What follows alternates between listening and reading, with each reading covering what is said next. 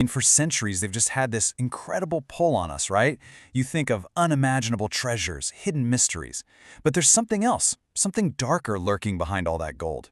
A legend so spooky it's haunted us for a century, the curse of the Pharaohs. Yeah, that right there, that's the heart of it.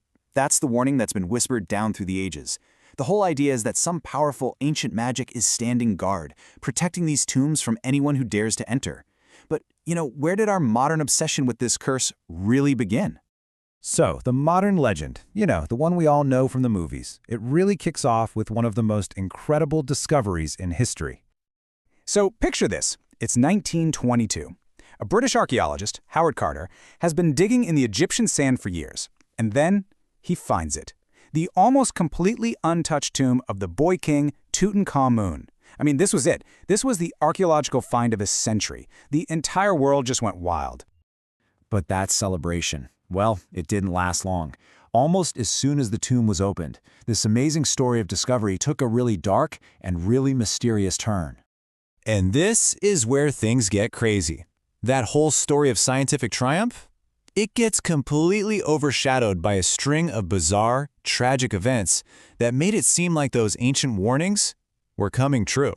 So let's just break down the timing here. The tomb gets opened in 1922. Okay. Then, just months later in 1923, Lord Carnarvon, he's the guy who paid for the whole expedition, he dies. Out of nowhere. And it was weird. Well, the newspapers back then, they absolutely latched onto this story. They blasted the tale of a deadly curse all over the world. And look, Lord Carnarvon's death, that was just the beginning. Over the next few years, other people from the team started dying too. And a lot of these deaths were, well, they were strange, unexplained. So with every single death, the legend just grew stronger, and the idea of this curse really got locked into people's minds. So this all leads to the big question, right? The ultimate showdown. Was this a real, ancient curse, some kind of supernatural force? Or is there a perfectly scientific reason for all of this? This is where the debate gets really interesting.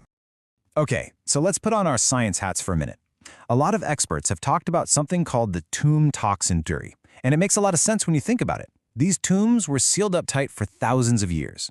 That creates the perfect little petri dish, A great place for all sorts of nasty bacteria and toxic molds to grow. So the idea is, when they finally broke that seal, all these ancient microscopic spores, poof, they get released into the air. Breathing that stuff in could have made people incredibly sick with illnesses that doctors at the time just couldn't figure out. And that really just perfectly sums up the two sides of the coin here. On one side, you've got the legend, a magical spiritual shield set up by the Egyptians to guard their dead. And on the other side, you've got science, a natural biological booby trap of deadly germs that just happened to grow there over thousands of years. But the skeptics have a pretty killer argument. They'll point out that, hey, a lot of the people who worked on that dig lived long, totally normal lives. No curse got them. And here's the kicker. Howard Carter himself, the guy who literally broke the seal and was the first to step inside, he lived for another 17 years. You'd think if a curse was going to get anybody, it would be him, right? He should have been target number one. So, after all that, where do we land? Well, we're left with one of history's greatest mysteries, a story where the lines between fact, fiction, and just plain weird coincidences get all tangled up. So you have to wonder, were all those deaths just a really tragic string of bad luck? A story that got blown way out of proportion by the media? Or did the ancient Egyptians know something we don't? Did they actually figure out a way to protect their tombs? It's that question that gets right to the heart of why we love these mysteries. It's why this story is still being told 100 years later. The enigma is definitely still alive and well. And that brings it all back to you.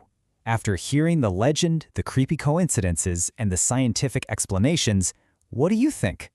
It's the ultimate question, really. Do you believe in the curse?